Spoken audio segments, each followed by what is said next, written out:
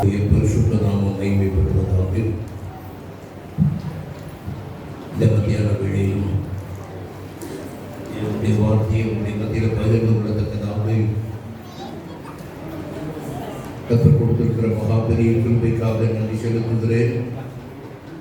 இந்த நாளிலும் கூட தேவனாகிய கர்த்தர் நம்மோடு கூட இடைப்படும்படியாக நம்மை தாழ்த்தி கர்த்தருடைய சமூகத்தில் நாம் ஒப்புக் கொடுப்போம். கர்த்தர் நிச்சயமாய் நம்முடைய மத்தியிலே பெரிய காரியங்களை செய்ய வல்லவராயிருக்கிறார். கர்த்தருக்கு ஸ்தோத்திரம். அதற்கு முன்பதாக ஒரு காரியத்தை நான் நம்முடைய மத்தியிலே சொல்ல விரும்புகிறேன்.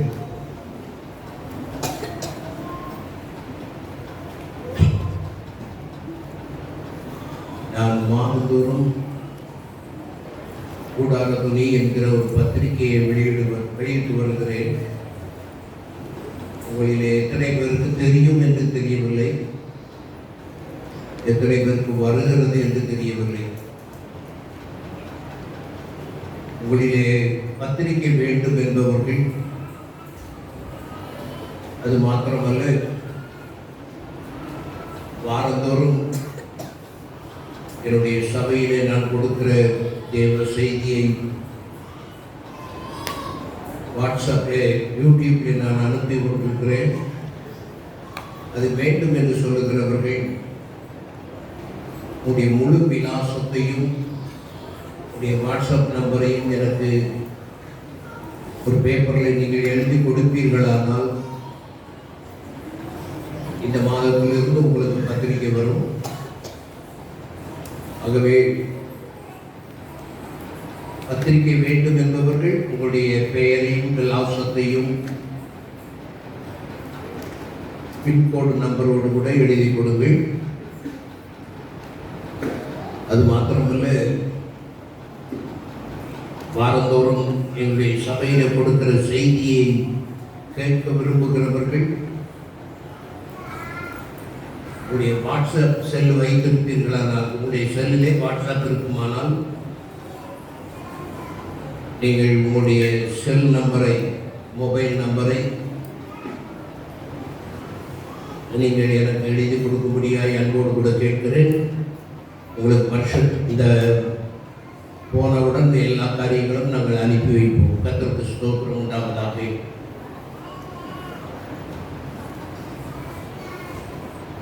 இந்த நாளிலும் தேவனுடைய வசனத்துக்குள்ளாக நாம் கடந்து செல்வோம். அப்படின் இஸ்ரவேல் ஜனங்கள் எகிப்து தேசத்திலே அவர்கள் அடிமைத்தனத்திலே அவர்கள் முறையிட்டுக் கொண்டிருந்தார்கள். அவர்கள் கூக்குரலிட்டார்கள், தேவனை நோக்கி முறையிட்டார்கள். அவர்கள் தேவனிடத்திலே அநேக காரியங்களை அவர்கள் கேட்டார்கள். இன்னும் சொல்ல போனால் தங்களுடைய வாழ்க்கையில ஒரு விடுதலைக்காக அவர்கள் காத்திருந்தார்கள். இவ்விதமாய் தேவன் அவர்களை பெருமூச்சை கேட்டு, கூக்குரலை கேட்டு அவர்களை பாலும் தேனும் ஓடுகிற கானான் தேசத்துக்கு கற்றுக் கொண்டு செல்ல அவர் விரும்பினார். தேவனுடைய மனுஷனாகிய மோசையின் மூலமாய்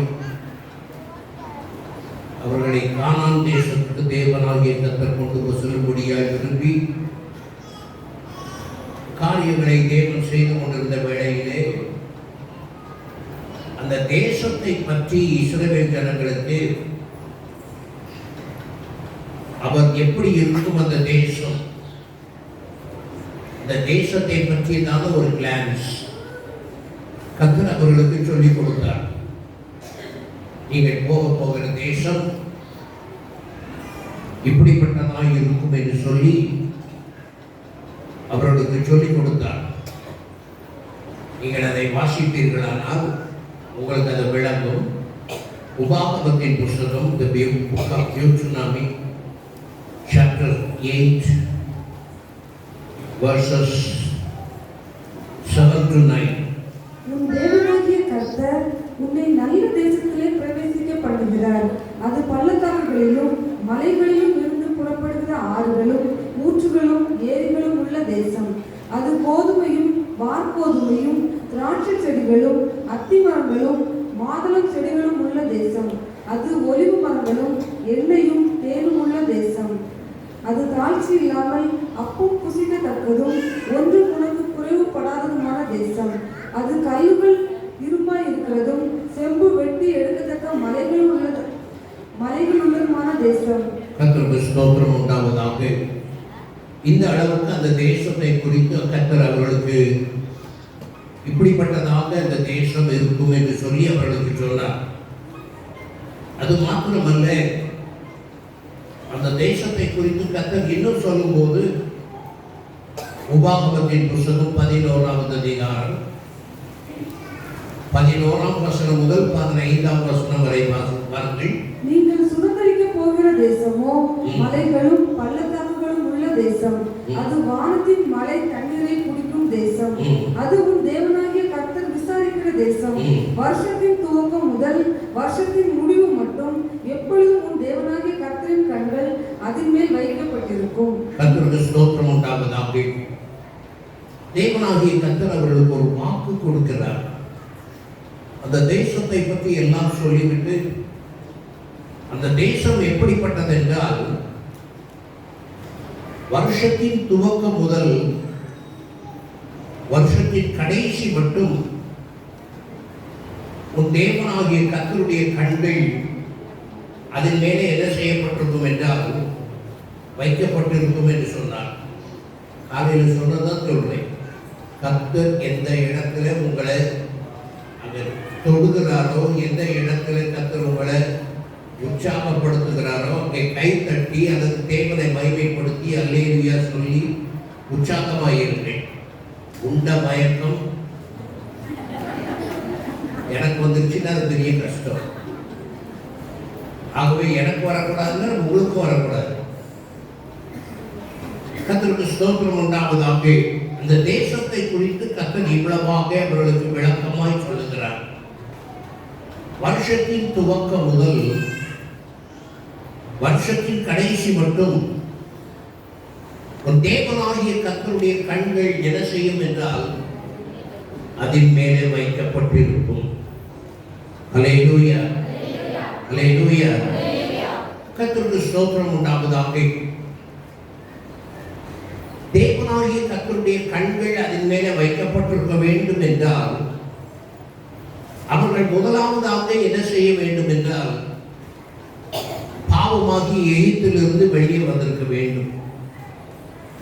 நம்ம பாஷையில சொன்னா ரட்சிக்கப்பட்டிருக்க வேண்டும்.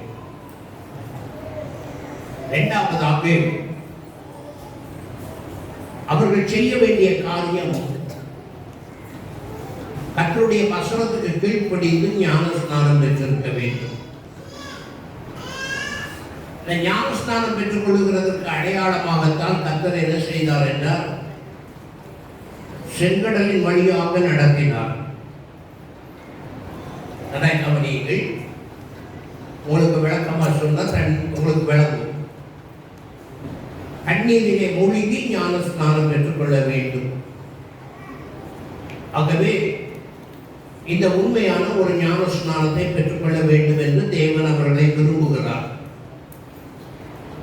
அது எப்படி என்றால் ரெண்டு பக்கமும் என்ன இருக்கிறது என்றால் செங்கடல் இருக்கிறது.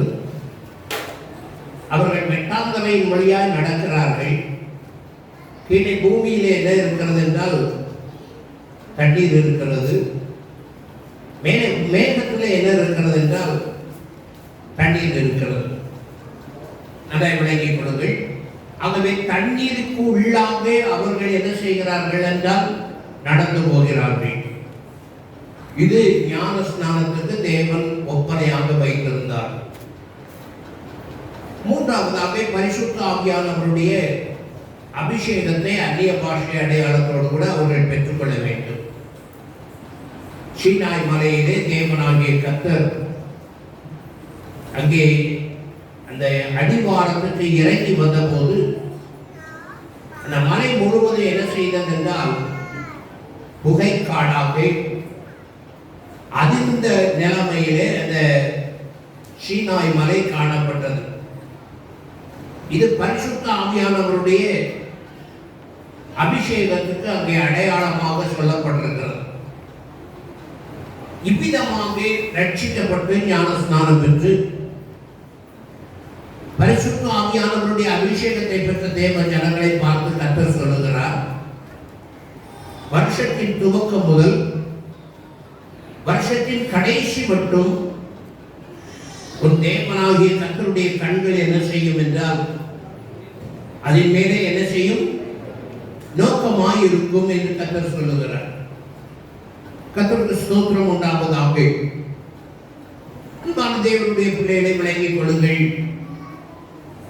இவ்விதமாய் தேவனுடைய கண்கள் நம்மேலே பதிக்கப்பட்டிருக்க வேண்டும் என்றால் நம்முடைய வாழ்க்கையிலே சில காரியங்களை நாம் உடையவர்களாக இருக்க வேண்டும். நம்முடைய வாழ்க்கையிலே சில காரியங்களை நாம் உடையவர்களாக இருக்க வேண்டும்.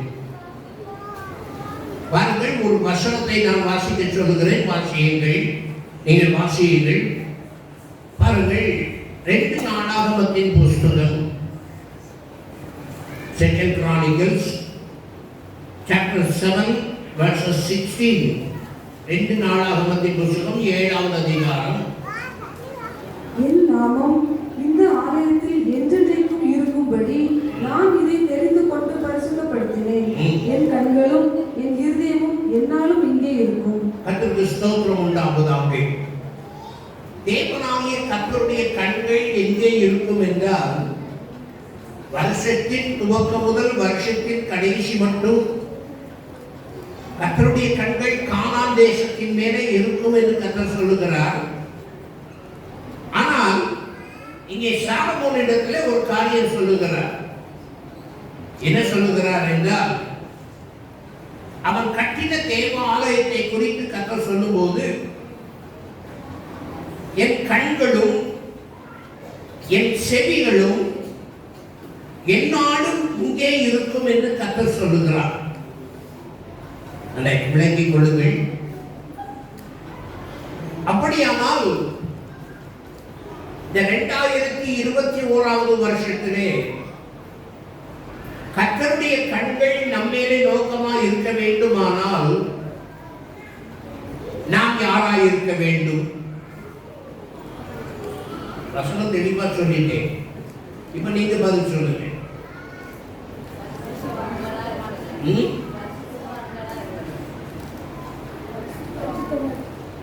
சொன்னேன், அங்கே போயிருங்க. தெளிவா சொன்னேன்.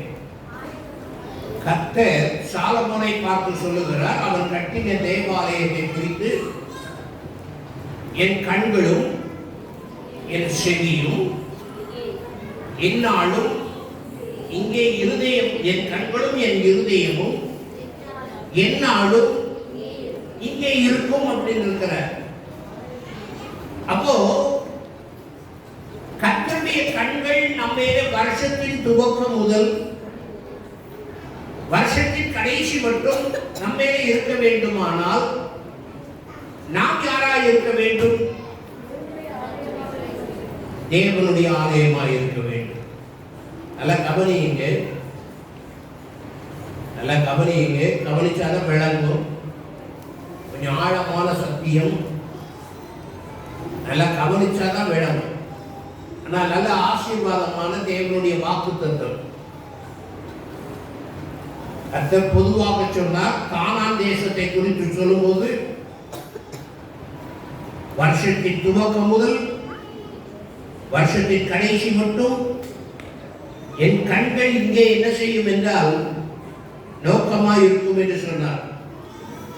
ஆனால் சாலமோன் கட்டின தேவாலயத்தை குறித்து கர்த்தர் சொல்லும்போது என் கண்களும் என் இருதயமும் என்ன செய்யும் என்றால் என்னாலும் இங்கே இருக்கும் என்று சொல்லுகிறார். அப்போ கர்த்தருடைய கண்கள் என்னாலும் நம்மேலே இருக்க வேண்டுமானால் நாம் யாராக இருக்க வேண்டும்? சொல்லுங்க. சாப்பாடு போடாமலே நாங்கள் எதை செஞ்சிருக்கணும்னா செய்தி சொல்லியிருக்கணும். அப்பனா தான் கொஞ்சம் நல்லா இருந்திருப்பீங்க. சாப்பாடு போட்டதுனால வந்த வம்பு. நல்லா கவனிங்க. அநேக விளங்கலையா, விளங்குச்சா விளங்கலையான்னு எனக்கு தெரியல. ஆலயமாய் நாம் இருக்கிற மொத்தத்துல தேவன் ஒரு நாள் ஆலயத்தை கட்டல. சாலமோன் கட்டினார், மோசே ஆசரிப்பு கூடாரத்தை கட்டினார். தேவன் ஆலயத்தை கட்டல, கட்ட சொன்னார் சாலமோனை. அந்த சாலமோன் கட்டின ஆலயத்தை குறித்து கர்த்தர் சொல்லுகிறார், என் கண்களும் என் இருதயமும் எந்நாளும் இங்கே இருக்கும் என்று கர்த்தர் சொல்லுகிறார். அப்ப கர்த்தருடைய கண்கள் நம்மேலே இருக்க வேண்டுமானால் நாம் யாராக இருக்க வேண்டும்? கர்த்தருடைய ஆலயமாய் நாம் இருக்க வேண்டும். அதை கவனிங்கள். நாம் கர்த்தருடைய ஆலயமாய் இருந்தால், கவனிக்கிறீங்கன்னு நினைக்கிறேன். கொஞ்சம் நிறுத்தி நிதானமா சொல்லிட்டு இருக்கிறேன். கூடுமானவர் கால செஷனே முடிச்சுட்டு போயிடலாம்னு நினைக்கிறேன். அதான் ரொம்ப நல்லது. நல்லா கவனிங்க. கர்த்தருடைய கண்கள் நம்மேலே இருக்க வேண்டுமானால் நாம் ஆலயமாய் இருக்க வேண்டும். என்ன ஆலயம்? தேவனுடைய ஆலயமாய் இருக்க வேண்டும். தேவனுடைய ஆலயம் என்று சொன்னால் அது எப்படி இருக்க வேண்டும்? தேவனுடைய ஆலயம் என்றால் அது எப்படி இருக்க வேண்டும்? கேட்க பரிசுத்தமாய் இருக்க வேண்டும். கர்த்தருக்கு ஸ்தோத்திரம் உண்டாவதாக. வாசிக்க ஒரு வசனம் 1 கொரிந்தியர் 3வது அதிகாரம் 17வது வசனம். ஒருவன் தேவனுடைய ஆலயத்தை கெடுத்தால் அவனை தேவன் கெடுப்பார். தேவனுடைய ஆலயம் பரிசுத்தமாய் இருக்கிறது. தேவனுடைய ஆலயம் எப்படி இருக்கிறது என்றால் பரிசுத்தமாய் இருக்கிறது. பரிசுத்தமாக இருக்கிறது. நல்லா கவனியுங்கள். நல்லா கவனியுங்க. நீங்க கேட்டு கேட்டு சொன்னாதான் நான் முழு செய்தியை சொல்ல முடியும். இல்லைன்னா 5 பாயிண்ட சொல்லிட்டு நான் பாட்டு போயிடுவேன். தேவனுடைய ஆலயம் எப்படி இருக்க வேண்டும்? பரிசுத்தமா இருக்க வேண்டும். அதுக்கு முன்னால என்ன சொல்லியிருக்கு? நீங்கள் தேவனுடைய ஆலயமாய் இருக்கிறீர்கள் என்றும் தேவனுடைய ஆவி உங்களில் வாசமாய் இருக்கிறார் என்றும் அறியாதிருக்கிறீர்களா? ஒருவன் தேவனுடைய ஆலயத்தை கெடுத்தால் அவனை தேவன் கெடுப்பார். அவனை தேவன் என்ன செய்வார் என்றால் கெடுத்து போடுவார். ஆங்கில வேதாகமம் யாருக்காவது இருக்கார்? Is anybody having English Bible? இல்லையா? ஆங்கில வேதாகமத்துல போய் வீட்டுல பாருங்க. அங்க ஆங்கில வேதாகமத்துல பாருங்க. ஒருவன் தேவனுடைய ஆலயத்தை கெடுத்தால் அவனை தேவன் கெடுத்து போடுவார் சொல்லியிருக்கு தமிழ்ல. ஆனா ஆங்கில வேதாகமத்துல சொல்லியிருக்கு ஒருவன் தேவனுடைய ஆலயத்தை தீட்டுப்படுத்தினால் தேவன் அவனை என்ன செய்வார் என்றால் அழித்து போடுவார். demolish. He will demolish him. நல்ல கவனிங்க. இந்த தேவனுடைய ஆலயத்தை ஒருவன் கெடுத்து போட்டால் தேவன் அவனை என்ன செய்வார் என்றால் அழித்து போடுவார். அப்ப தேவனுடைய ஆலயம் எப்படி இருக்கிறது? பரிசுத்தமாய் இருக்கிறது. அல்லேலூயா, அல்லேலூயா. இன்னொரு காரியம் வசனம் வாசிங்க. எசேக்கியேல் தீர்க்கதரிசன புத்தகம் 43வது அதிகாரம் 12வது வசனம் வாசிங்க. யாராவது? ஆலயத்தினுடைய பிரமாணம் என்னவென்றால் ஆலயத்தினுடைய பிரமாணம் என்னவென்றால் மலை உச்சியின் மேல்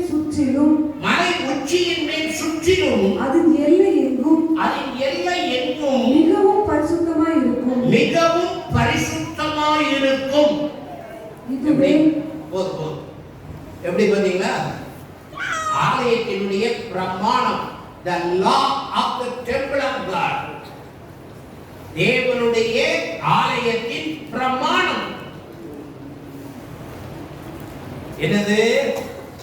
மலை உச்சியிலே என்னது? ஆலயத்தினுடைய பிரமாணம் என்னவென்றால், மலை உச்சியின் மேல் சுற்றிலும் அதன் எல்லை எங்கும் என்ன செய்ய வேண்டும் என்றால் மிகவும் பரிசுத்தமாயிருக்கும். இதுவே ஆலயத்தினுடைய பிரமாணம். இதுதான் ஆலயத்தினுடைய சட்டம். இதுதான் ஆலயத்தினுடைய ஒழுங்கு. இதுதான் ஆலயத்தினுடைய நியமம். கர்த்தருடைய வசனம் அப்படி சொல்லுகிறது. இன்னொரு வசனம் வாசியுங்கள். 93வது சங்கீதம் 5வது வசனம். 93வது சங்கீதம் 5வது வசனம். உமது சாட்சிகள் மிகவும் உண்மை உள்ளவைகள்.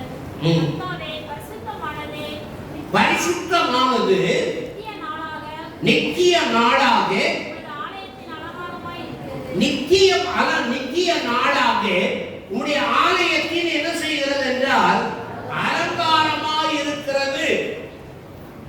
பரிசுத்தமானது நித்திய நாளாய், இட்டர்னல், நித்தியமாய் பரிசுத்தமானது உம்முடைய ஆலயத்தின் அலங்காரமாய் இருக்கிறது. நல்லா கவனிக்கணும். வருஷத்தின் துவக்கம் முதல் வருஷத்தின் கடைசி மட்டும் கர்த்தருடைய கண்கள், அவருடைய இருதயம், அவருடைய செவி நம்மேலே நோக்கமாய் இருக்க வேண்டுமானால் கர்த்தருடைய வசனம் சொல்லுகிறது, நாம் யாராய் இருக்க வேண்டும்?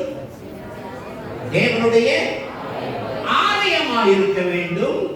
அந்த ஆலயம் எப்படி இருக்க வேண்டும் என்றால் பரிசுத்தமாய் இருக்க வேண்டும்.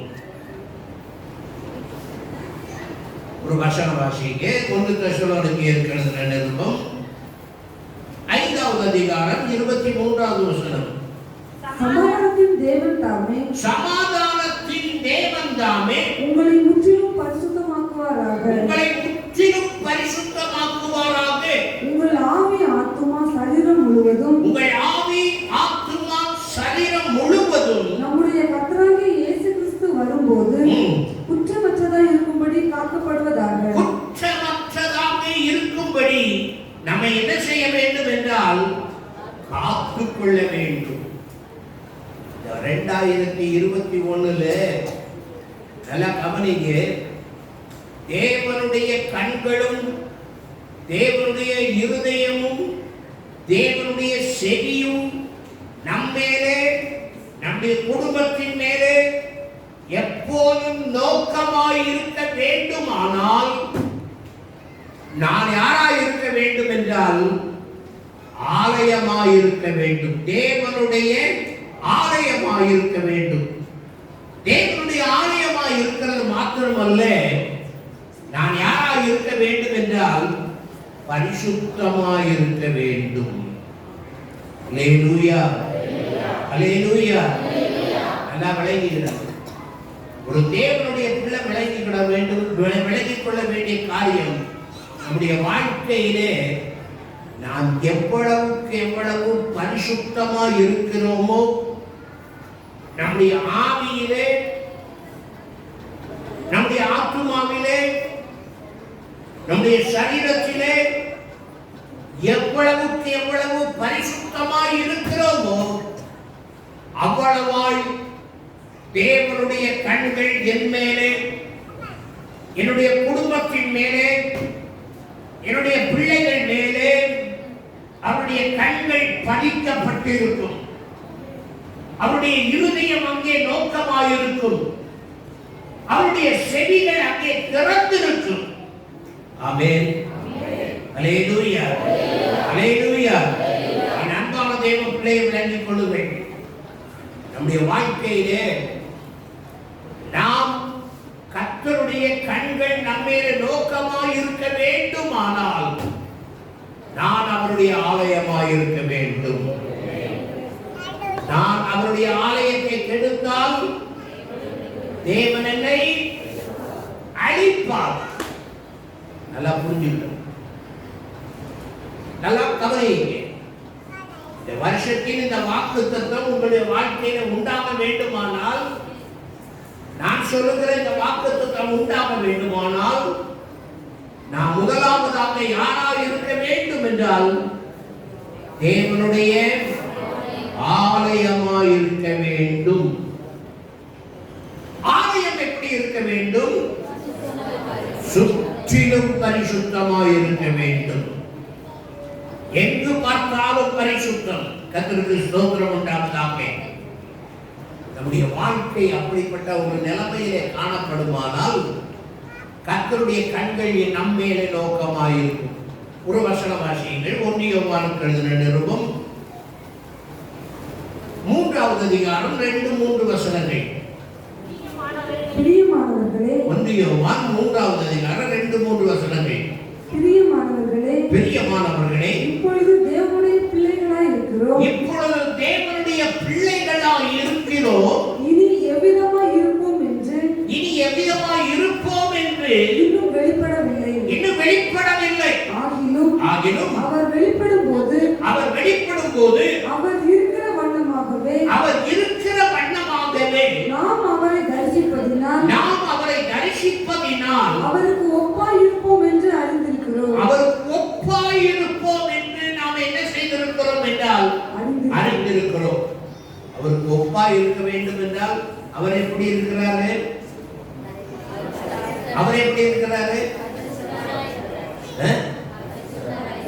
கேட்கிறேன். பரிசுத்தமாய் இருக்கிறார். அவருக்கு ஒப்பாய் இருப்போம் என்றால் அவரை போல நாம் பரிசுத்தம் உள்ளவர்களாக. ஆமென். அல்லேலூயா. அவரை போல நாம் பரிசுத்தம் உள்ளவர்களாய் இருந்தால் அவருடைய கண்கள், அவருடைய செவிகள், அவருடைய இருதயம் நம்மேலே என்ன செய்யும் என்றால் நோக்கமாயிருக்கும். அல்லேலூயா, அல்லேலூயா. இரண்டாவதாக, ஆலயம் என்றால் அங்கே என்ன நான் செய்ய வேண்டும்? ஆலயம் என்றால் அங்கே என்ன நடக்கணும்? நான் பழைய ஏற்பாடை கேட்கிறேன், நீங்க புதிய ஏற்பாடுக்கு வந்துடாதீங்க. நான் பழைய ஏற்பாடை கேட்கிறேன். ஆலயம் என்றால் அங்கே என்ன நடக்கணும்?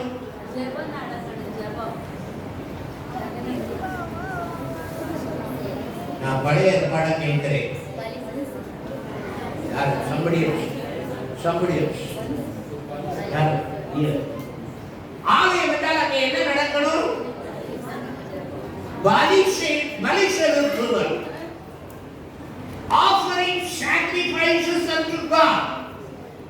அந்த பழைய ஏற்பாட்டை வந்தீங்கன்னா ஆசரிப்பு கூடாரத்துல உள்ள வரும்பொழுதே முதலாவது என்ன இருக்கிறது என்றால் அங்கே ஒரு பிரகாரம் இருக்கிறது. அந்த பிரகாரத்தில் என்ன செய்ய வேண்டும் என்றால் பலி செலுத்த வேண்டும். பலி செலுத்தினதுக்கு அப்புறம் தான் அங்கே என்ன செய்ய முடியும் என்றால் உள்ள போக முடியும். நல்லா கவனிக்கணும். நான் ஆலயம் என்றால் கவனிக்கிறீங்க நினைக்கிறேன். எத்தனை பேருக்கு தூக்கம் வருது? தூக்கம் வரலையா? தூங்குறத பார்க்கிறேன், பார்த்துட்டு தான் நான் கேட்கிறேன். நல்லா கவனிங்க. ஆலயம் என்றால் அங்கே என்ன இருக்கணும்? Offering sacrifices unto God. தேவனுக்கு அங்கே என்ன செய்யணும் என்றால் பலி செலுத்தணும். பலி செலுத்தாம ஒரு ஆலயம் இருக்கும் என்றால் அதுக்கு பேர் ஆலயம் அல்ல. நல்ல கவனிங்க. நான் உங்களுக்கு உதாரணமா சொன்னா உங்களுக்கு விளங்கும் நினைக்கிறேன். இந்த லாக்டவுன் பீரியட்ல பார்த்திருப்பீங்கன்னு நினைக்கிறேன். நீங்க போற சர்ச்சுகள் எல்லாமே ஆராதனை நடக்காம பூட்டி போட்டிருந்துருக்கும், தெரியுமா? பேச மாட்டேங்கிறீங்க. உள்ளதை கேட்டாலும் அதுவும் பேச மாட்டேங்கிறீங்க. பொசிஷன் தான் கேட்கணும். அவரை என்ன இப்படி வச்சிருக்கீங்க அப்படின்னு. அவரை கொடுத்தா நல்லா ஒழுங்கா நீங்க சரியா வருவீங்க. கர்த்தருக்கு ஸ்தோத்திரம். நல்லா கவனிங்க. லாக்டவுன் பீரியட்ல ஆலயம் எல்லாம் அங்கே பலி செலுத்துதல் நடக்காமல் பூட்டப்பட்டிருந்தது. இந்த இடத்துல எந்த கூட்டமும் நடக்காம இது பூட்டப்பட்டிருக்கும். அப்படிதானே? அப்ப அதுக்கு பேர் என்னது? கட்டடம். பலி செலுத்துதல் இல்லாவிட்டால் அதுக்கு பேர் என்னது? சிஎஸ்ஐ சர்ச்சினாலும் சரி, ஏஜி சர்ச்சினாலும் சரி, மாரநாதா சர்ச்சினாலும் சரி, எந்த சர்ச்சினாலும் சரி, அங்கே பலி செலுத்துதல் இல்லாமல் அங்கே ஒரு காரியம் இருக்கும் என்றால் அதுக்கு பெயர் என்ன? கட்டடம். நல்லா கவனிங்க. நீங்க கர்த்தருடைய ஆலயமாய் இருந்தால் அங்கே என்ன நடக்கணும்? பலி செலுத்துதல் நடக்கணும். கர்த்தருக்கு பலி செலுத்துதல் நடக்கணும். எப்போலாம்? இஸ்ரவேலர் தினமும் பலி செலுத்தல் கொண்டு வந்துட்டு இருப்பான். வரிசையா வந்துகிட்டே இருப்பாங்க. வரிசையா. அப்போ நல்லா கவனிங்க. கர்த்தருக்கு பலி செலுத்துதல் எப்போ நடக்கணும் என்றால் தினந்தோறும் நடக்க வேண்டும். ஆமென். ஆமென். நல்லா கவனிங்க. பலி செலுத்துதல் இல்லை என்றால் அது ஜெப கூடமா இருந்தாலும் சரி, பேர் என்ன சொல்லுவீங்க? ஜெப ஐக்கியம். ஜெப ஐக்கியத்துல கூட்டம் இல்லைனாலும் இதுக்கு பேர் கட்டடம். ஆனா இந்த லாக்டவுன் பீரியட் முடிஞ்சு இப்ப கூட்டம் நடக்கும்போது இங்க என்ன இருக்கிறது என்றால் நாம் எல்லாரும் கர்த்தருடைய ஆலயமாய் கூடி வர ஆரம்பித்திருக்கிறோம். அல்லேலூயா, அல்லேலூயா. இப்ப கூடி வர ஆரம்பிச்சிருக்கிற நாம என்ன செய்கிறோம் என்றால் இங்கே பலி செலுத்துகிறவர்களாக காணப்படுகிறோம். பலி செலுத்த வேண்டும். கர்த்தர் விரும்புகிற பலியை செலுத்த வேண்டும். முழு காரியமும் சொல்ல முடியாது. இங்க இருக்கிறத பார்த்தா கொஞ்ச நேரத்துல முடிக்கிறேன். நான் கவனிச்சிருக்கேன். நீங்க பதிலும் பேச மாட்டேங்கிறீங்க, ஒண்ணும் செய்ய மாட்டேங்கிறீங்க, ஒண்ணும் பேச மாட்டேங்கிறீங்க.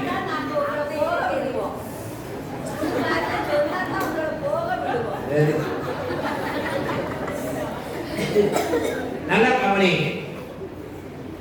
தேவனுடைய பிள்ளைகள் நல்லா கவனியுங்கள்.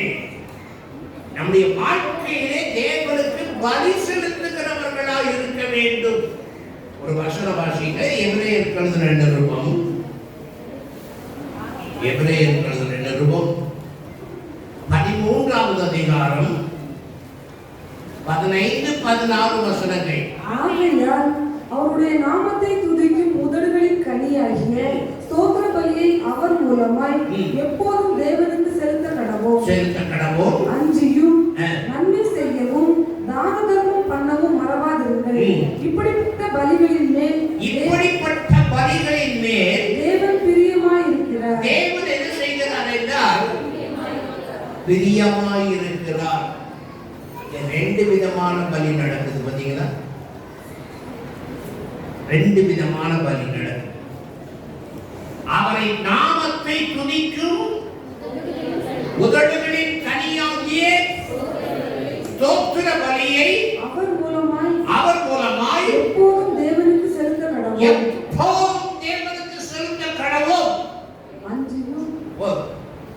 முதலாவது கர்த்தருக்கு என்ன பலி? ஸ்தோத்திர பலி. நான் கருத்து வந்து போது மனுஷன் பிரதர் சொல்லி இருந்தாரு, வாயை திறந்து ஸ்தோத்திரம் பண்ணுங்க. அப்ப நீங்க எப்படி ஸ்தோத்திரம் பண்றீங்கன்னு அவருக்கு தான் தெரிஞ்சிருக்கு. கர்த்தருக்கு ஸ்தோத்திரம்.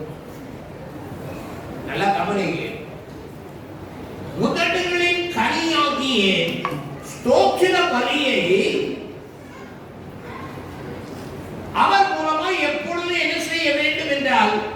தேவனுக்கு செலுத்த கடவோம். அப்போ ஆலயத்துல என்ன நடக்கணும்னா, தினந்தோறும் ஆண்டவரே உங்களுக்கு தோற்றுறோம், செய்த நன்மைக்காக தோற்றுறோம், கூட இருந்ததுக்காக தோற்றுறோம், பாதுகாத்ததுக்காக தோற்றுறோம், உதவி செஞ்சதுக்காக தோற்றுறோம், ஆண்டவரே எனக்கு ஆலோசனை தந்ததுக்காக தோற்றுறோம் பண்ணிக்கிட்டே இருக்கும். தேவனுடைய பிள்ளை, தேவனுடைய ஆலயம் என்றால் இந்த ஆலயத்தில் என்ன நடக்கணும் என்றால், எப்பொழுதும் கர்த்தரை துதிக்கிற ஸ்தோத்திர பலி ஏறெடுக்கப்பட்டு கொண்டே இருக்க வேண்டும். ஆபீஸ்ல வேலை பார்த்தாலும் சரி, கிச்சன்ல வேலை பார்த்தாலும் சரி, ஸ்கூல்ல வேலை பார்த்தாலும் சரி, எங்க வேலை பார்த்தாலும் சரி, எங்க இருந்தாலும் சரி, ஒரு தேவனுடைய பிள்ளை எப்பொழுதும் என்ன செய்ய வேண்டும் என்றால், கர்த்தருக்கு ஸ்தோத்திர பலியை எடுத்துக் கொண்டே இருக்க வேண்டும். ஆமென், ஆமென். இரண்டாவது அவங்க இன்னொரு காரியம் சொல்லியிருக்கு, நன்மை செய்யவும் தான தர்மம் பண்ணவும் மறவாதிருங்கள். இப்படிப்பட்ட பலிகளின் மேல் தேவன் பிரியமாயிருக்கிறார். தேவன் என்ன செய்கிறார் என்றால், அது ஒரு பலி. நல்லா விளங்கிட்டீங்களா? அன்றியும் நன்மை செய்யவும் தான தர்மம் பண்ணவும் மறவாதிருங்கள். எத்தனை பேருக்கு நன்மை செய்யறோம்? எத்தனை பேருக்கு நம்முடைய வாழ்க்கையில கெடுதல் பண்றோம்? எத்தனை பேரை பத்தி புறம் கூறுகிறோம்? எத்தனை பேரை பத்தி நம்முடைய வாழ்க்கையில அவெல்லாம் இருக்காம பாரு, அவனுக்கு சாவு வர மாட்டாங்க. பாத்தியா எத்தனை பேரை பத்தி சொல்றோம்? வசனம் சொல்லுது, அன்றியும் நன்மை செய்யவும் தான தர்மம் பண்ணவும். எப்படி? தான தர்மம் பண்ணவும். எத்தனை பேருக்கு தான தர்மம் பண்றீங்க? எத்தனை பேருக்கு இந்த கிறிஸ்துமஸ்ல தான தர்மம் பண்ணீங்க? இந்த மாசம் கூடார துணி வரும். அப்போ பாருங்க, எங்க சர்ச்சில் இருந்து ஒரு தாசில்தார் அம்மாவை வர சொல்லி 10 திருநங்கைகளை கூப்பிட்டு நானே போய் மதுரையில சேலை எடுத்துட்டு வந்து அந்த திருநங்கைகளுக்கு நாங்க கொடுத்துருக்கிறோம். உங்க வீட்டுல நீங்க எத்தனை பேருக்கு நன்மை செய்து? எத்தனை பேருக்கு? அன்பான தேவனுடைய பிள்ளையை விளங்கிக் கொள்ளுங்கள். வேதம் சொல்லுகிறது, இப்படிப்பட்ட பலிகளின் மேலே என்ன செய்கிறார் என்றால், தேவன் பிரியமாயிருக்கிறார். ஆலயம்னா அங்க என்ன செய்யணும்? அந்த பலி நடக்கணும். அந்த பலி எப்படிப்பட்டதா இருக்கணும்னா, தேவன் பிரியப்படுகிற பலியாய் இருக்கணும். அப்படி எல்லாரும் தோத்திரம் பண்ணு, என்ன உடஞ்ச கீரை விழுந்த ரெக்கார்டா? சில விசுவாசம், அதை இங்கிலீஷ்ல சொன்னா கண்டுபிடிச்சிருவீங்க. நான் சொல்ற இடத்தை, சில விசுவாச இடத்தை போய் பார்த்தீங்கன்னா சத்தமா கட்டிட்டு இருக்கு. என்ன எதுக்கு? என்ன அர்த்தம்? தோத்திரம் பண்ணுன்னா கீரல் விழுந்த ரெக்கார்டு மாதிரி. தேவனுடைய பிள்ளை விளங்கிடணும். நம்ம வாழ்க்கையில கர்த்தருக்கு தோத்திர பலிகளை எடுக்க கடமைப்பட்டிருக்கிறோம். அவர் எனக்கு செய்ததற்காக, என்னுடைய பிள்ளைகளுக்கு செய்ததற்காக, என்னுடைய குடும்பத்துக்கு செய்ததற்காக, என்னுடைய சரீரத்துக்கு செய்ததற்காக, என்னுடைய ஆத்துமாவுக்கு செய்ததற்காக, என்னுடைய ஆவிக்கு செய்ததற்காக. எத்தனை பேரு போன வருஷம் கொரோனா வந்து போயிட்டாங்க பாத்தீங்களா? நம்மளை கர்த்தர் கிருபையா இதுவரைக்கும் பாதுகாத்திருக்கிறாரு. நான் யோசிச்சு பார்ப்பேன், இந்த வயசுல எனக்கு எப்படி கர்த்தர் பாதுகாத்தார். எங்க வீட்டுல சத்தம் போடுறது ஒரே காரியம். எங்க அம்மானாலும் நீ வீட்டுக்குள்ள வரும்போது கையை கழுவிட்டு வா, கையை கழுவிட்டு வா. எனக்கு அது பெரிய தொந்தரவு. நான் மாஸ்க் கட்டி தான் போவேன். ஆனா கையை கழுவு, காலை கழுவு, வீட்டுக்குள்ள நுழையும் போதே அப்படின்னா நான் என்ன செய்யணும்? ஆனால் எல்லா சூழ்நிலைமையிலும் கர்த்தர் இம்மட்டுமாய் பாதுகாத்திருக்கிறார். ஹல்லேலூயா, ஹல்லேலூயா. உங்களுக்கு கொரோனா வந்தா பெரிய பெரிய பணக்காரெல்லாம் போயிட்டான் தெரியுமா? உங்களுக்கு பெரிய பெரிய பணக்காரெல்லாம் போயிட்டான். வசந்தன் இல்லையா, அவர்கிட்ட இல்லாத பணமே கிடையாதுங்க. அவர்கிட்ட இல்லாத பணமே கிடையாது. மனுஷன் போயிட்டார். ஆனால் உங்களையும் என்னையும் தேவன் கிருபையாய் பாதுகாத்தார். ஹல்லேலூயா. கர்த்தருக்கு ஸ்தோத்திரம் உண்டாவதாக. இந்த லாக்டவுன் பீரியட்ல எப்போதும் போலதான் தெருவில் போனேன், வந்தேன், எல்லாம் செஞ்சேன். கடைக்கு நான் தான் போகணும், மார்க்கெட்டுக்கு நான் தான் போகணும், எல்லாம் செஞ்சேன். ஆனாலும் கர்த்தர் என்னை பாதுகாத்தார். தேவன் நல்லவர். அவன் என்ன செய்யணும்? முதடுகளின் கனியாகிய ஸ்தோத்திர பலியை ஒவ்வொன்னா சொல்லி சொல்லி சொல்லி சொல்லி கர்த்தரை நாம் என்ன செய்யணும் என்றால், இந்த ஆலயத்திலிருந்து ஸ்தோத்திர பலி ஏறெடுக்கப்பட வேண்டும். Praise the Lord. Hallelujah. நன்மை செய்யணும், நன்மை செய்யணும். அரவாணிகள் சொன்னா உங்களுக்கு புரியும் நினைக்கிறேன். திருநங்கைகள் சொன்னா புரியுமா புரியலையா தெரியல. அரவாணிகள் சொன்னா தெரியும். அவங்களை கூப்பிட்டு பக்கத்துல உட்கார வைப்பீங்களா? எங்க விசுவாசிக்கு பூரா சொன்னேன், அவங்க பக்கத்துல உட்கார்ந்து சாப்பிட்டு அவங்கள சிஸ்டர்னு கூப்பிடு. தெரியுமா? அவங்கள சிஸ்டர்னு கூப்பிடு. அவங்க பக்கத்துல உட்கார்ந்து சாப்பிடு. கிட்டத்தட்ட 12,000 ரூபாய்க்கு சாப்பாடு ரெடி பண்ணி இருந்தேன். தேவனுடைய பிள்ளையை விளங்கிக் கொள்ளுங்கள். நம்முடைய வாழ்க்கையிலே தான தர்மம் பண்ணவும், கர்த்தரை துதிக்கும் நம்முடைய வாழ்க்கையிலே நாம் பழகிக் கொள்ள வேண்டியது அவசியமான காரியம். ஒரு வசன வாசியுங்கள். ரோமருக்கு எழுதின நிருபம், ரோமருக்கு எழுதின நிருபம் 12வது அதிகாரம் 1வது வசனம். அப்படி இருக்க சகோதரரே, அப்படி இருக்க சகோதரரே, நீங்கள் உங்கள் சரீரங்களை பரிசுத்தமும் தேவனுக்கு பிரியமுமான ஜீவ பலியாக ஒப்புக் கொடுக்க வேண்டும் என்று தேவனுடைய இரக்கங்களை முன்னிட்டு உங்களை வேண்டிக் கொள்ளுகிறேன். இதுவே நீங்கள் செய்யத்தக்க புத்தியுள்ள ஆராதனை.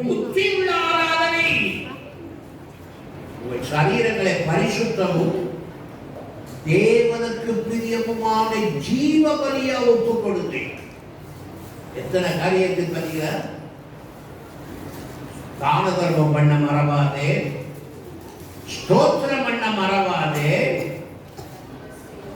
சரீரங்களை பரிசுத்தமும் தேவனுக்கு பிரியமுமான ஜீவ பலியா மாற்று. இது தேவனுக்கு பிரியமானது.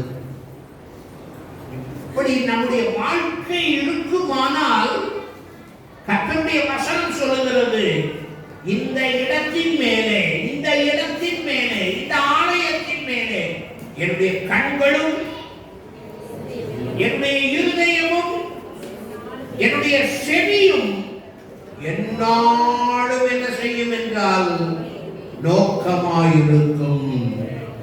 அல்லேலூயா, அல்லேலூயா. ஜனவரி மாசம் தான் வந்திருக்கீங்க. இந்த வருஷத்தின் முடியறதுக்குள்ள நல்லா சொல்றேன், இந்த வருஷம் முழுவதும் கர்த்தருடைய கண்கள் உங்கள் மேலே, உங்கள் குடும்பத்தின் மேலே, உடைய பிள்ளைகள் மேலே, உடைய வேலைகளின் மேலே, உடைய வருமானத்தின் மேலே இருக்க வேண்டுமானால் கர்த்தர் சொல்லுகிறார், எனக்கு பலி செலுத்துகிறவனாம் ஆவியா. அல்லேலூயா. எனக்கு பலி செலுத்துகிறவனாம் ஆவியா. நீ சும்மா வந்துட்டு போறவனா அல்ல, எனக்கு பலி செலுத்துகிறவனாய் மாறு. கர்த்தருக்கு ஸ்தோத்திரம் உண்டாவதாக. பழைய ஏற்பாட்டிலே தேவன் இதே காரியத்தை தான் சொல்றார். பழைய ஏற்பாட்டிலே தேவன் என்ன சொல்லுகிறார் என்றால், வாசியுங்கள் 2 சாமுவேலின் புத்தகம், 1 சாமுவேல் 1 சாமுவேல் 15வது அதிகாரம் 22வது வசனம். அதற்கு சாமுவேல் கர்த்தருடைய சத்தத்திற்கு கீழ்ப்படிகிறதை பார்க்கிலும், கர்த்தருடைய சத்தத்துக்கு கீழ்ப்படிகிறதை பார்க்கிலும், சர்வாங்க தகனங்களும் பலிகளும் கர்த்தருக்கு பிரியமாய் இருக்குமோ, கர்த்தருக்கு பிரியமாய் இருக்குமோ, பலியை பார்க்கிலும் கீழ்ப்படிதலும் ஆட்டுக்கடாக்களின் இனத்தை பார்க்கிலும் செவி கொடுத்தலும் உத்தமம். கர்த்தருக்கு கீழ்ப்படிகிறது ஒரு பலி. ஆராதனையில வந்து உட்கார்ந்து வசனத்தை கேட்கிறோம்னா எதுக்காக கர்த்தர் பேசுறாரு? கீழ்ப்படிகிறதுக்காக. பிரசங்கியார் தன்னுடைய திறமையை வெளிப்படுத்துறதுக்காக அல்ல. அங்கே எதற்காக கர்த்தர் வசனத்தை கொடுக்கிறார் என்றால், நம்முடைய வாழ்க்கையிலே நாம் கீழ்ப்படிவதற்காக. தேவன் தம்முடைய வசனத்தை நமக்கு கொடுக்கிறவராய் இருக்கிறார். அல்லேலூயா, அல்லேலூயா. அன்பான தேவ பிள்ளையை விளங்கிக் கொள்ளுங்கள். நம்முடைய வாழ்க்கையில கர்த்தருக்கு பலி செலுத்துகிறது என்பது எத்தனை மேன்மையும் எத்தனை விசேஷமானது. எத்தனை பலி சொல்லிட்டே பாருங்க. ஸ்தோத்திர பலியை சொன்னேன், நன்மை செய்கிறதை சொன்னேன், தான தர்மம் வேண்டாம் படுகிறத சொன்னேன், சரீரங்களை பரிசுத்தமும் தேவனுக்கு பிரியமான ஜீவ பலியாக ஒப்பு கொடுக்கிறத பற்றி சொன்னேன், கீழ்ப்படுகிறத பற்றி சொன்னேன்.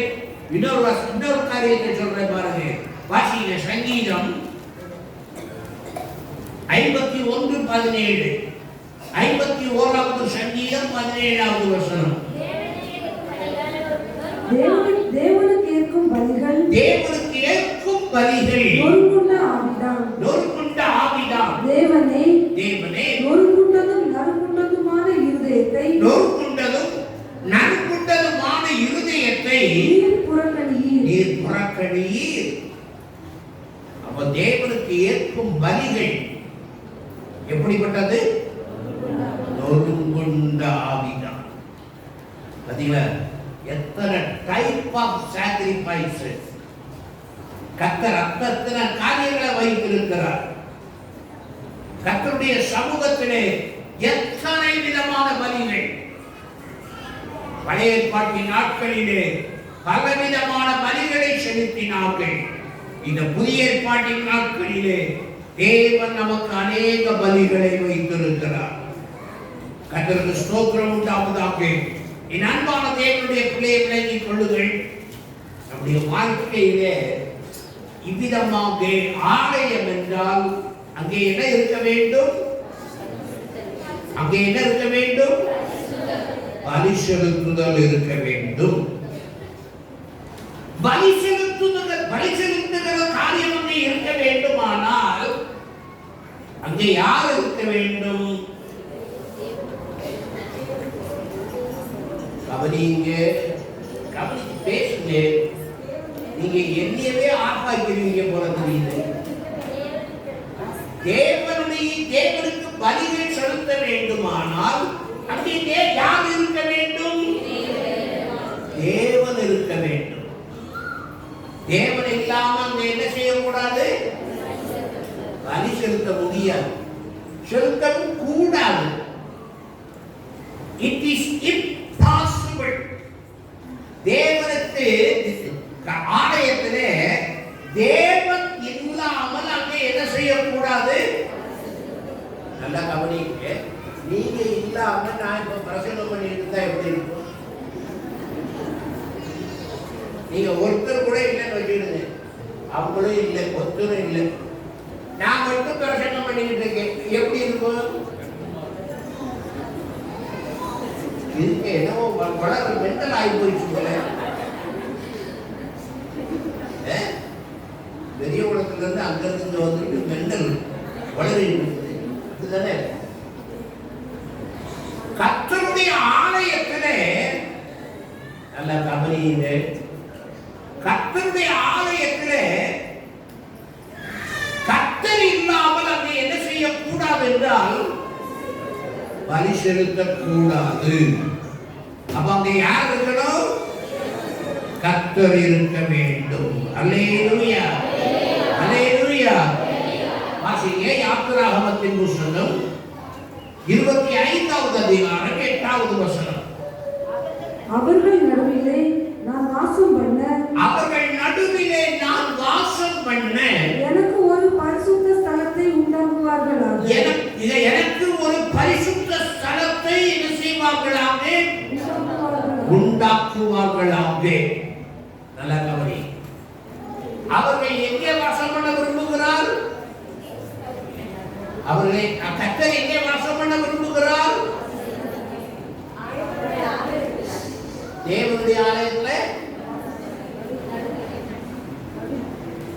நல்ல திரும்ப நான் எதிர்பார்க்கிற பதில உங்களிடந்து பார்க்கிறேன். கர்த்தர் எங்கே வாசம் பண்ண விரும்புகிறார்? ஆலயத்துலதான், பரிசுத்த ஆலயத்துலதான்.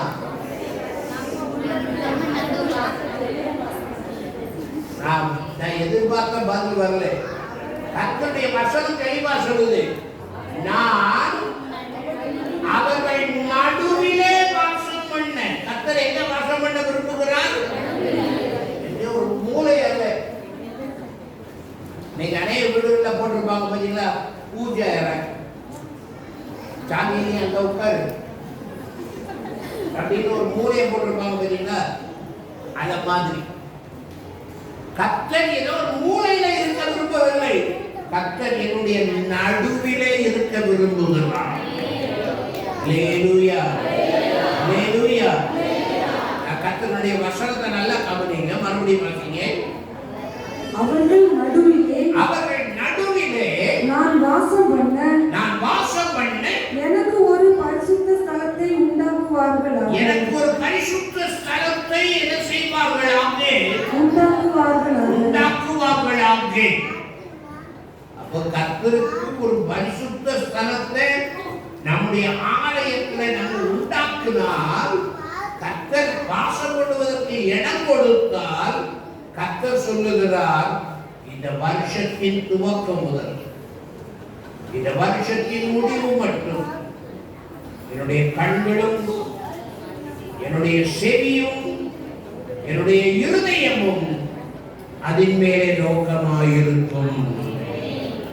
ஐத்தட்டி ஒரு அலியா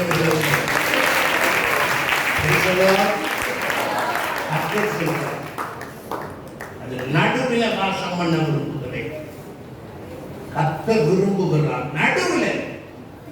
இந்த வறுமையான மத்தியான வேளையில தேவ பிள்ளையை விளங்கிக் கொள்ளுங்கள். நம்முடைய வாழ்க்கையிலே கர்த்தருக்குன்னு ஒரு நடுவான இடத்தை, ஆலயமாகிய நம்முடைய வாழ்க்கையிலே ஒரு நடுவான இடத்தை கர்த்தருக்கென்று கொடுப்போம். ஆனால் கர்த்தர் சொல்லுகிறார், வருஷத்தின் துவக்கம் முதல் வருஷத்தின் கடைசி மட்டும் என்னுடைய கண்களும் என்னுடைய செவியும் என்னுடைய இருதயமும் என்ன செய்யும் என்றால் அதன் மேலே நோக்கமாயிருக்கும்.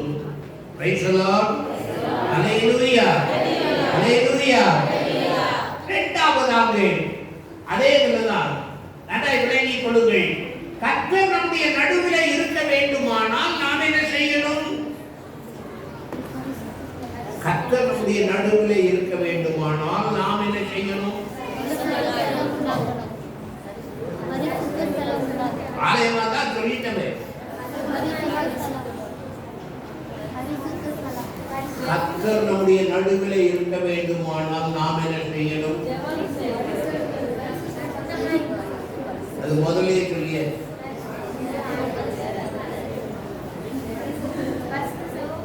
அவிசுவாசிகளிடத்திலிருந்து நம்மை வேறு பிரித்துக் கொள்ள வேண்டும். நல்லா கவனிக்கணும். நமக்கும் அவிசுவாசிக்கு என்ன இருக்கக்கூடாது? சம்பந்தம் இருக்கக்கூடாது. நல்லா விளங்கிக் கொள்ளுங்கள். கர்த்தருடைய வசனம் சொல்லுகிறது, அவிசுவாசிக்கும் விசுவாசிக்கும் சம்பந்தம் ஏது? 2 கொரிந்தியர் நிருபம் 6வது அதிகாரம் 14 முதல் 16 வசனம் வரை. அந்நிய ரூபத்திலே அவிசுவாசிகளுடன் பிணைக்கப்படாதிருப்பீர்களாக. நீதிக்கும் அநீதிக்கும் சம்பந்தம் ஏது? ஒளிக்கும் இருளுக்கும் ஐக்கியம் ஏது? கிறிஸ்துவுக்கும் வேலியாளுக்கும் இசைவேது? அவிசுவாசியுடனே விசுவாசிக்கு பங்கேது? தேவனுடைய ஆலயத்துக்கும் விக்கிரகங்களுக்கும் சம்பந்தம் ஏது? தேவனுடைய ஆலயத்துக்கும் விக்கிரகங்களுக்கும் சம்பந்தம் ஏது? நான் அவர்களுக்குள்ளே வாசம் பண்ணி அவர்களுக்குள்ளே உலாவி அவர்கள் தேவனாய் இருப்பேன். அவர்களுடைய தேவனாய் இருப்பேன். அவர்கள் என் ஜனங்களாய் இருப்பார்கள். அவர்கள் என்னுடைய ஜனங்களாய் இருப்பார்கள் என்று தேவன் சொன்னபடி தேவன் சொல்லுகிறார். அல்லேலூயா.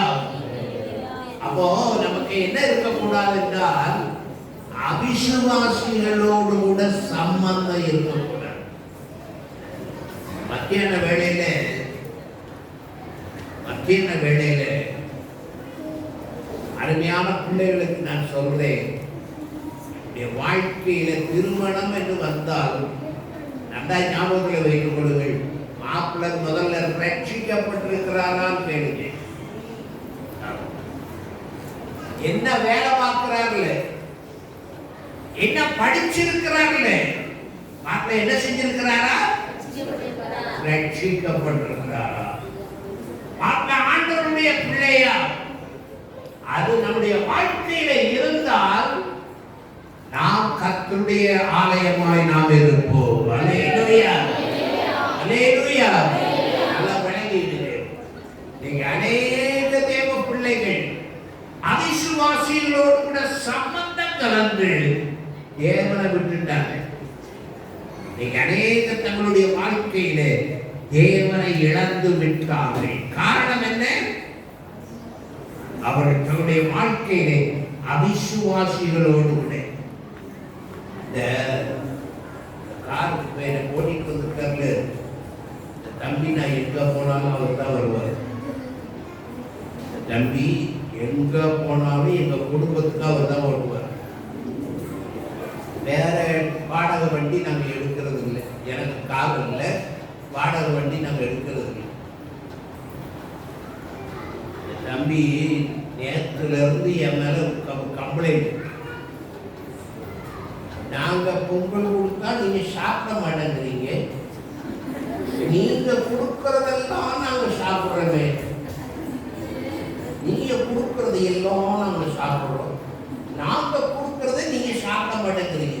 தம்பி அது சாமி கும்பிடுறது தம்பி, சாமி கும்பிடாம நீ கொண்டு வா, நான் சாப்பிட்றப்பா. நாங்க சாமியா கும்பிடுறோம், நாங்க கடையில வாங்குறோம், இந்த அப்பா கேக்குன்னு கொடுக்குறோம், கடையில வாங்குறோம், இந்த அப்பா கொடுக்குறோம். நீங்க அப்படி இல்லையே. தெரியுதா? இப்ப அவிசுவாசிகளோடு கூட என்ன செய்யக்கூடாது என்றால், வெடலை போட்ட தேங்காமே எடுத்து சாப்பிடுவோம் இல்லையா? நீங்க அநேக நேரங்களில் வெடலை போட்ட தேங்காய் கூட எடுப்போம். தேவனுடைய பிள்ளை தன்னுடைய வாழ்க்கையில் அறிந்து கொள்ள வேண்டிய காரியம், அவிசுவாசிகளை விட்டு வேறு பிரிந்து இருந்தால் கர்த்தர் நம்முடைய நடுவிலே ஒரு வாசம் பண்ணுகிறவராய் இருப்பார். அல்லேலூயா, அல்லேலூயா. வாசிங்க ஏசாயா தீர்க்கதரிசன புஸ்தகம் 57வது அதிகாரம் 15வது வசனம். ஏசாயா 57 ஏசாயா 57:15. நித்தியவாசியும் நித்தியவாசியும் பரிசுத்தர் என்கிற நாமம் உள்ளவருமாகிய மகத்துவமும் உன்னதமுமானவர் சொல்லுகிறார். உன்னதத்திலும் பரிசுத்த ஸ்தலத்திலும் வாசம் பண்ணுகிற நான் பணிந்தவர்களின் ஆவியை உயிர்ப்பிக்கிறதற்கும் நொறுங்கினவர்களின் இருதயத்தை உயிர்ப்பிக்கிறதற்கும் நொறுங்குண்டு பணிந்த ஆவி உள்ளவர்களிடத்திலும் வாசம் பண்ணுகிறேன். கர்த்தருக்கு ஸ்தோத்திரம் உண்டாவதாக. 3 காரியம் பார்த்துட்டேன் இதுல. கர்த்தர் எங்க வாசம் பண்ண விரும்புகிறார்? முதலாவது, என்னுடைய நடுவில். நீங்க பேச மாட்டீங்க, நானே பேசுகிறேன். உங்களுடைய எதிர்பார்க்கிறது என்னுடைய தவறுதான். நல்ல கவனி. கர்த்தர் எங்க வாசம் பண்ண விரும்புகிறார் என்றால் என்னுடைய நடுவிலே. கர்த்தர் என்னுடைய நடுவிலே வாசம் பண்ண வேண்டும் என்றால் நான் அவிசுவாசிகளோடு கூட என்ன செய்யக்கூடாது? சம்பந்தம் கலந்தவனாய் இருக்கக்கூடாது. கர்த்தர் என்னுடைய நடுவிலே வாசம் பண்ண வேண்டும் என்றால் நான் நொறுங்கின ஆவி உள்ளவனாக காணப்பட வேண்டும். இருதயம் நொறுங்கினவனாக, பணிந்த ஆவி உள்ளவனாக நான் காணப்படுவேன். ஆனால் கர்த்தர் என்னுடைய நடுவிலே வாசம் பண்ணுகிறவராக இருக்கிறார். அல்லேலூயா, அல்லேலூயா. கொஞ்சம் வேகமாவே நான் சொல்லிடுறேன். ஒரு காரியத்தை சொல்லி நான் முடிக்கிறேன். பாருங்க, அடுத்த காரியம் பாருங்க. கொலோசியர் எழுதின நிருபம், கொலோசியர் எழுதின நிருபம் 3ஆம் அதிகாரம் 1-2 வசனங்கள். நீங்கள் கிறிஸ்துவுடனே கூட எழுந்ததுண்டானால் நீங்கள் கிறிஸ்துவுடனே கூட எழுந்ததுண்டானால் கிறிஸ்து தேவனுடைய வலது பரிசத்தில் வீற்றிருக்கும் கிறிஸ்து தேவனுடைய வலது பாரிசத்திலே வீற்றிருக்கும் இடத்தில் உள்ள மேலானவைகளை தேடுங்கள். மேலானவைகளையே நீங்கள் என்ன செய்யுங்கள் என்றால் தேடுங்கள். பூமியில் உள்ளவைகளை அல்ல, பூமியில் உள்ளவைகளை அல்ல, மேலானவைகளையே நாடுங்கள். மேலானவைகளையே நீங்கள் என்ன செய்யுங்கள் என்றால் நாடுங்கள். கர்த்தருக்கு ஸ்தோத்திரம்.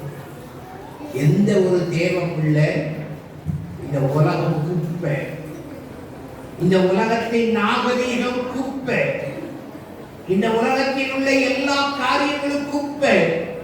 எனக்கு தேவை பரலோகம், எனக்கு தேவை ஆண்டவர், எனக்கு தேவை ஆண்டவருடைய சமூகம். நான் ஆண்டவரோடு கூட இருக்க விரும்புகிறேன். அவருடைய வரங்கள், அவருடைய கிருபை, அவருடைய தாளத்துகள் நான் என் மூலமாய் தேவன் மகிமைப்பட வேண்டும் என்று சொல்லி எந்த ஒரு தேவ பிள்ளை பூமிக்குரியவைகளை அல்ல மேலானவைகளை நாடுகிறாரோ அவனிடத்திலே கர்த்தர் என்ன செய்கிறார் என்றால் வாசம் பண்ணுகிறார். அல்லேலூயா. அடுத்த வருஷத்துல காலையில முடிச்சோடனே நீ அனுப்பியிருக்கேன். இது பெரிய டெம்ப்டேஷன். எனக்கு, அவங்களுக்கு இல்லை, எனக்கு தான் பெரிய டெம்ப்டேஷனா இருக்கு. கர்த்தருக்கு ஸ்தோத்திரம். தேவ பிள்ளை விளங்கிக் கொள்ளுங்கள். நம்முடைய வாழ்க்கையிலே தேவன் வாசம் பண்ண வேண்டுமானால் நாம் பூமிக்குரியவைகளை அல்ல மேலானவைகளை நாடுகிறவர்களாய் காணப்பட வேண்டும். அல்லேலூயா, அல்லேலூயா, அல்லேலூயா. கர்த்தருக்கு ஸ்தோத்திரம் உண்டாவதாக. நம்முடைய வாழ்க்கையிலே நாம் கர்த்தருடைய சமூகத்திலே எப்போதும் மேலானவைகளை நாடுகிறவர்களாக காணப்படுவோமாக. அடுத்ததாக நல்ல கவனியுங்கள். கர்த்தர் நம்முடைய நடுவிலே இருந்து இந்த வருஷத்தின் துவக்கம் முதல் இந்த வருஷத்தின் கடைசி மட்டும் என்னுடைய கண்களும் என்னுடைய செவியும் என்னுடைய இருதயமும் அதன் மேலே நோக்கமாயிருக்கும் என்று சொன்னாரே. அப்படி என்றால் முதலாவதாக என்ன காணப்பட வேண்டும்? முதல்ல ஆரம்பிச்ச பிரசங்கத்திலிருந்து வர்றேன். முதல்ல நம்ம என்னவாக இருக்கணும்? ஆலயமாய் இருக்கணும். ஆலயம் எப்படி இருக்கணும்? பரிசுத்தமாய் இருக்கணும். ஆலயத்தின் அங்கே அந்த பிரமாணம் என்னவென்றால் சுத்த முற்றிலும் பரிசுத்தம். அல்லேலூயா. எல்லா இடங்களிலும் பரிசுத்தம். எல்லா இடங்களிலேயும், ஆலயத்தின் எல்லா இடங்களிலேயும் பரிசுத்தம். நல்லா கவனி. இரண்டாவதாக, கர்த்தருடைய கண்கள் நம்மேலே நோக்கமாய் இருக்க வேண்டுமானால் நம்முடைய வாழ்க்கையில காணப்பட வேண்டிய இரண்டாவது காரியம் என்னவென்றால், அங்கே என்ன இருக்கணும்? பலி செலுத்துதல் இருக்க வேண்டும். அல்லேலூயா. அல்லேலூயா. என்ன பலிகள்? ஸ்தோத்திர பலிகள், நன்மை செய்கிற பலிகள், தான தர்மம் செய்கிற பலிகள்,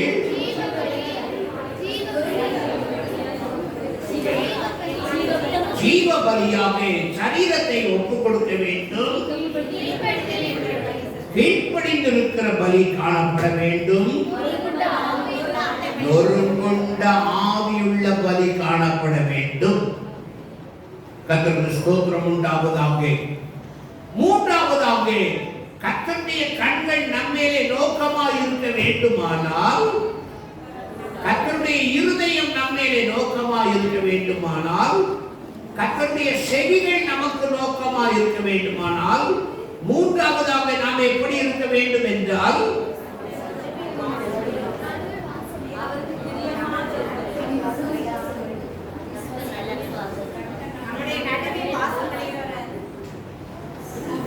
நீங்களே பேசிக்கிட்டு இருந்தா எப்படி எனக்கு சொல்லுங்க.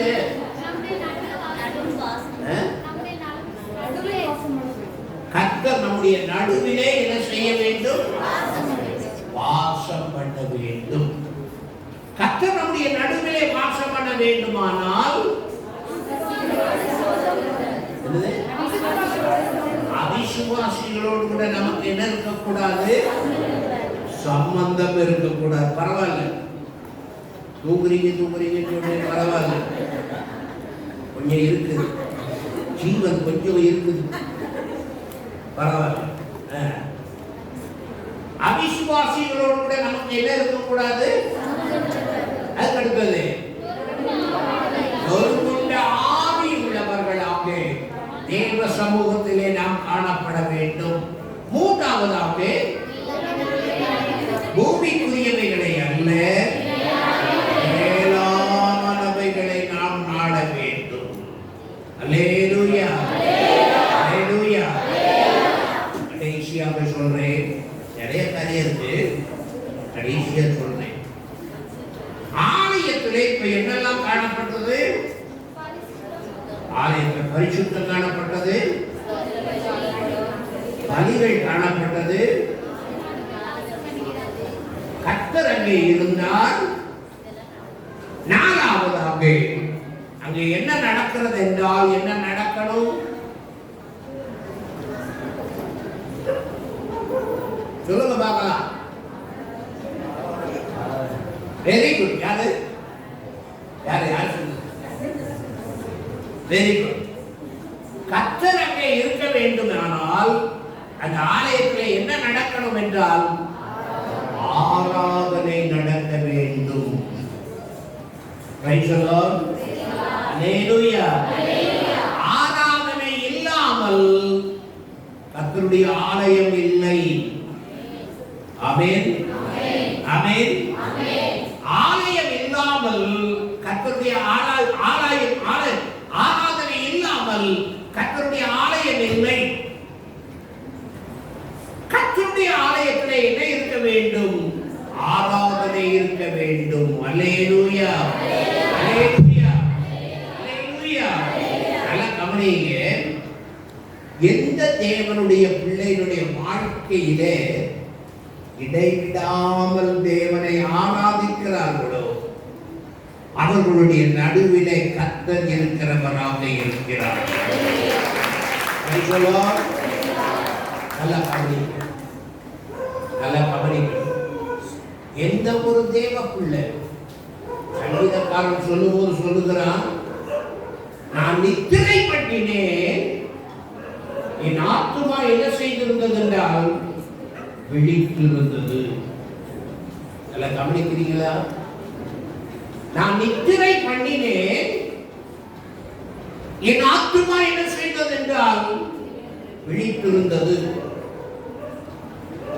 தேவனுடைய பிள்ளைகளுடைய உள்ளம் என்ன செய்யணும்னா எப்பவும் விழித்திருக்கணும். தூங்கினாலும் விழித்திருக்கணும். நம்முடைய உள்ளம் விழித்திருக்க வேண்டும். நல்ல கவனி. எந்த ஒரு தேவ பிள்ளை இடைவிடாமல் தேவனை ஆராதிக்கிறவர்களாய் இருக்கிறார்களோ அவர்களுக்கு தேவனுடைய கண்களும் தேவனுடைய இருதயமும் தேவனுடைய செவிகளும் அங்கே திறந்தவைகளாக நோக்கமாயிருக்கிறவைகளாக காணப்படும். அல்லேலூயா, அல்லேலூயா. ஒரே வசனத்தை சொல்லிட்டு நான் முடிக்கிறேன். ஒரே வசனத்தை நான் சொல்லிட்டு முடிக்கிறேன். வாசிங்க தானியேலின் புத்தகம், தானியேலின் புத்தகம் 6வது அதிகாரம் 20 முதல் 22 வசனம் வரை. ராஜா கெபியின் கிட்ட வந்தபோது துயர சத்தமாய் தானியேலை கூப்பிட்டு தானியேலே, ஜீவனுள்ள தேவனுடைய தாசனே, நீ இடைவிடாமல் ஆராதிக்கிற உன் தேவன் உன்னை சிங்கங்களுக்கு தப்புவிக்க வல்லவராய் இருந்தாரா? எப்படி? நீ இடைவிடாமல் ஆராதிக்கிற உன் தேவன் உன்னை சிங்கங்களுக்கு தப்புவிச்சாரா? தப்புவிக்கலையா? தப்புவிச்சாரா? தப்புவிக்கலையா? நல்லா கவனிங்க. அப்ப காரணம் என்ன? தானியேல் ஆலயமாய் இருந்தான், பரிசுத்தமாய் இருந்தான், பலி செலுத்துகிறவனாய் இருந்தான். அவன் தன்னுடைய வாழ்க்கையிலே மேலானவைகளை நோக்குகிறவனாய் இருந்தான். கர்த்தருக்கு ஆராதனை செய்கிறவனாக காணப்பட்டான். ராஜா கேட்கிறார், நீ இடைவிடாமல் ஆராதிக்கிற உன் தேவன் உன்னை சிங்கங்களுக்கு தப்புவிக்க வல்லவனாய் இருந்தாரா? தானியேலுடைய பதில் என்ன பாருங்க. அப்பொழுது தானியேல், ராஜாவே, நீர் என்றும் வாழ்க. சிங்கங்கள் என்னை சேதப்படுத்தாதபடிக்கு தேவன் தம்முடைய தூதனை அனுப்பி அவைகளின் வாயை கட்டி போட்டார். அது ஏனென்றால் அவருக்கு முன்பாக நான் குற்றமற்றவனாய் காணப்பட்டேன். ராஜாவாகிய உமக்கு முன்பாகவும் நான் நீதிகேடு செய்ததில்லை என்று சொன்னான். தானியேல் தேவனை இடைவிடாமல் ஆராதிக்கிற மனுஷன்.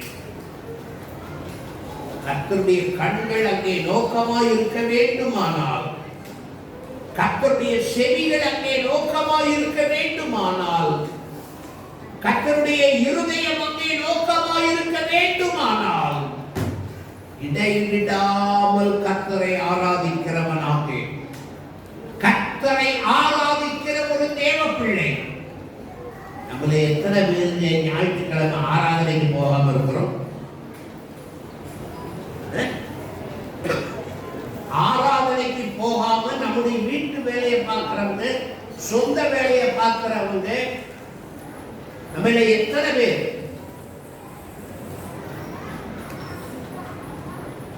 முதல் மணி அடிச்ச பிறகு 2ஆம் மணி அடிச்ச பிறகு போகலாம்ங்கிறது, 2ஆம் மணி அடிச்ச பிறகு 3ஆம் மணி அடிச்ச பிறகு போகலாம்ங்கிறது, 3ஆம் மணி அடிச்ச பிறகு அடுத்த வாரம் போயிடலாம் அப்படிங்கிறது. நல்ல வேலை என்னாக்குமாவே போடும்போது போகாம இருந்தீங்களே.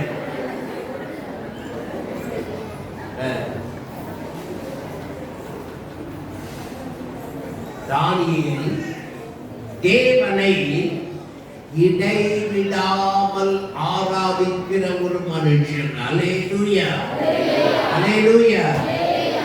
எந்த ராஜா அவனை சிங்கத்தின் கெதிக்குள்ள போட்டானோ அதே ராஜா வந்து கேட்கிறான், தானியேலே, ஜீவனுள்ள தேவனுடைய தாசரே, நீ இடைவிடாமல் ஆராதிக்கிற உன் தேவன் உன்னை சிங்கங்களின் வாய்க்கு தப்புவிக்க வல்லவராயிருந்தாரா?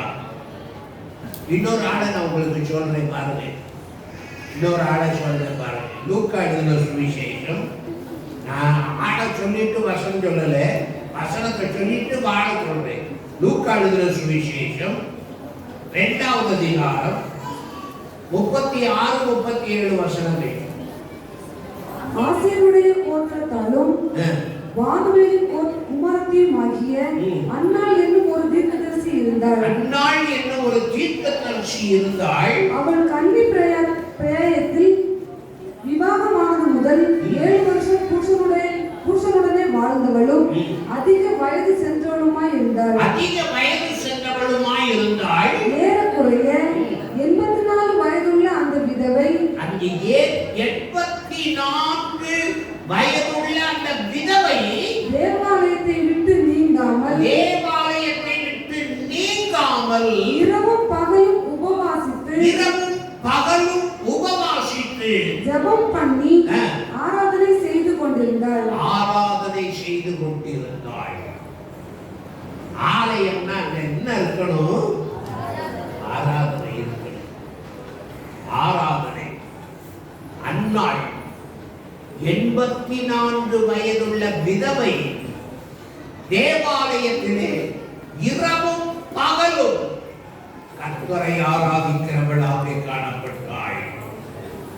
நம்முடைய வாழ்க்கையிலே எத்தனை பேர் தேவனுக்கு முன்பாக போய், ஆண்டவரே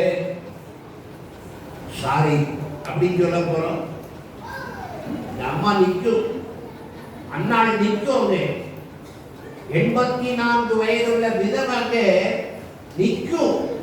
ஆண்டவர் அந்த அம்மாவை காமிச்சுட்டு நம்மளை கேட்பார், நீ ஆராதிச்சியா? எத்தனை பேர் ஆண்டவர்கிட்ட சொல்ல போறோம்? என் அன்பான தேவனுடைய பிள்ளையை விளங்கிக் கொள்ளுங்கள். எந்த தேவனுடைய பிள்ளையினுடைய குடும்பம் கர்த்தரை ஆராதிக்கிறதாக காணப்படுகிறதோ அந்த குடும்பத்தை கர்த்தர் என்ன செய்கிறார் என்றால், வருஷத்தின் துவக்கம் முதல் வருஷத்தின் கடைசி மட்டும் தம்முடைய கண்களை வைத்து பாதுகாக்கிறவராய் இருக்கிறார். அல்லேலூயா, அல்லேலூயா. அன்பான தேவனுடைய பிள்ளையை விளங்கிக் கொள்ளுங்கள். சாலமோன் ஒரு வார்த்தை சொல்லுவான் பாருங்க. அவனுடைய வாழ்க்கையில அவன் எவ்வளவு தாழ்மையுள்ள ஒரு மனுஷனாக கர்த்தருடைய சமூகத்திலே இந்த வார்த்தையை சொல்லுகிறார் பாருங்கள். 2 நாளாகமத்தின் புத்தகம் 2 Chronicles chapter 2 verse 6. வானங்களும் வானாதி வானங்களும் அவரை கொல்ல கூடாதிருக்க அவருக்கு ஒரு ஆலயத்தை கட்ட வல்லவர் யார்? அவர் சந்நிதியில் தூபம் காட்டுகிறதற்குரிய தவிர வேறே முகாந்தரமாய் அவருக்கு ஆலயம் கட்டுகிறதற்கு நான் எம்மாத்திரம். எப்படி கர்த்தருடைய ஆலயத்துல தூபம் காட்டுறது, ஆராதிக்கிறது தவிர, கர்த்தருடைய சமூகத்துல ஆராதிக்கிறத தவிர வேற எதுக்கும் ஆலயத்தை கட்டுகிறதற்கு நான் எம்மாத்திரம் ஐயா.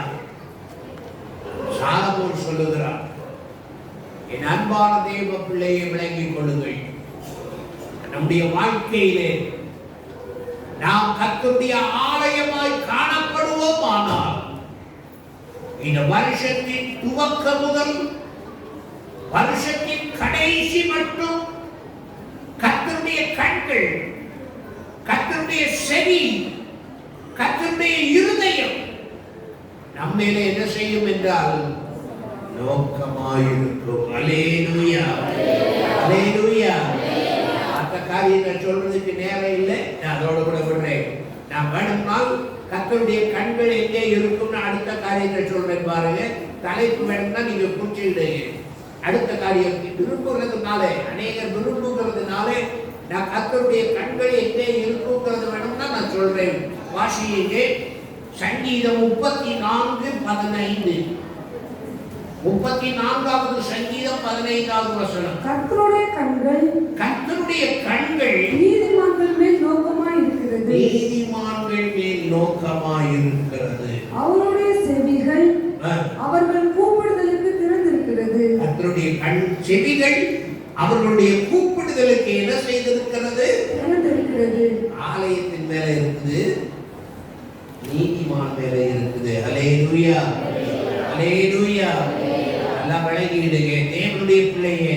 நீ நீதிமானாய் காணப்படுவாயானால் கர்த்தருடைய கண்கள், கர்த்தருடைய செவிகள் உன்மேலே நோக்கமாயிருக்கும். அல்லேலூயா, அல்லேலூயா. அடுத்ததாக கர்த்தருடைய கண்கள் யார் மேல நோக்கமாயிருக்கும் சொல்லிடுறேன்.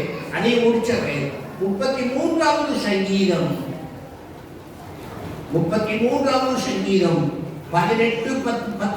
வசனங்கள். தமக்கு பயந்து தமது கிருபைக்கு காத்திருக்கிறவர்களின் ஆத்துமாக்களை தமக்கு பயந்து தம்முடைய கிருபைக்கு காத்திருக்கிறவர்களின் ஆத்துமாவை மரணத்திற்கு விலக்கி விடுவிக்கவும் பஞ்சத்தில் அவர்களை